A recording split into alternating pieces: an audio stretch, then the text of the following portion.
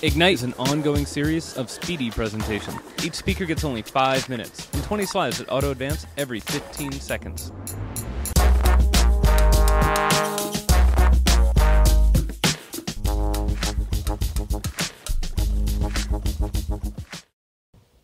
All right, so I'm Sarah Milstein, and I'm here to talk tonight about how you can inject some easy, delicious veggies into your diet. You know, we all know that in this country, we eat too much salt, we eat too much fat, we're not eating enough vegetables, and we know that obesity is a problem in this country, right? You yourself may be fighting a little bit of a weight problem, you might be trying to clean up your diet a little bit, but it's hard. You know, I've been a vegetarian and a pretty serious cook for about 30 years, and in that time, I've had a lot of friends get the memos that they should be eating more vegetables. And they think, great, I'll go vegetarian, it'll be really easy. And then it turns out they don't really like vegetables, they don't really know how to cook them. That's pretty common. They don't know how to cook them at all. And before you know it, your diet can get pretty weird. So we've got vegetarian haggis in a skin. Holy fuck. I mean, made with the finest ingredients. Thanks for that. That's great news. So if you keep going down this path, before you know it, your vegetarian diet is what I had for dinner tonight. French fries and beer. The closest you're getting to vegetables here is the lime in the beer. There's a better way. So instead of going whole hog, as it were, you want to think about going gradual and just incorporating veggies maybe one night a week, cook from home, and put some more vegetables in your diet. In fact, you could cook the same thing every week. You want to get good at it. You're not going to get sick of it once a week, but you want to get good at it so that it's easy and it's delicious and it rewards you for doing it. If you try to get too fancy, it's going to blow up in the oven. You're never going to want to cook again after this happens. So you want to make it easy on yourself. You really want it to be simple. Now sometimes being simple in some parts of the country means you slice up a tomato and you just injected vegetables into your diet. Great. But for most of us in most parts of the country, you need something that's going to be available year-round, that's going to be ready when you are, and that's going to be really easy all the time.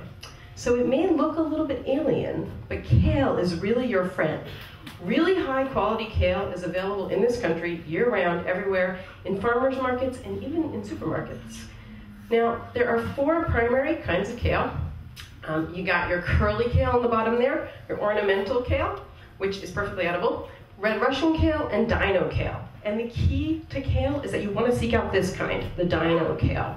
It's by far the easiest to cook, and it's really tasty.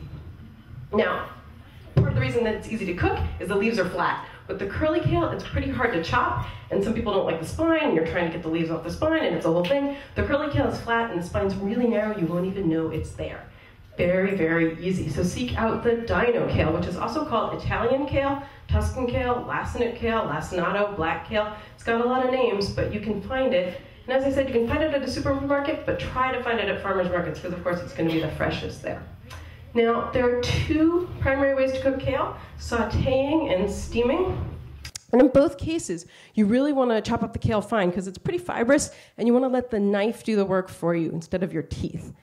Of course, chopping can be a little bit of a challenge, it turns out. Here somebody has tried to chop an entire head of kale with a paring knife. All right? This is ass. Don't do this. Use an 8 or a 10-inch chef's knife. Do it right. It'll be fun. It'll be beautiful. You want to keep doing it. Make it easy for yourself. Now, when you've got your kale chopped up, you want to saute it as a good way to go. Get on medium-high heat. Throw some olive oil in the pan. Throw your kale in for like 4 minutes. And at the end, you put in the garlic. Just cook it till you can smell the garlic, which takes like a minute. And then you throw in some salt and pepper and some lemon juice, a little soy sauce, and you're done. Now, instead of steaming, I recommend that you microwave kale, because it is faster, easier, and it retains a lot more nutrients. So I hear hissing, but I recommend it because it actually is better for you. So you just put the kale in a bowl with a little water, and boom, 4 minutes, you've got perfectly steamed kale. If it's too plain for you, cheese sauce makes everything better. Right? Okay. So when you're ready to get to advanced kale, you want to think about some kale salads, a raw kale salad. This is an unbelievably good recipe. Just uses a few breadcrumbs, a little bit of cheese, and it's delicious, and it's so, so easy. Raw kale, very surprising.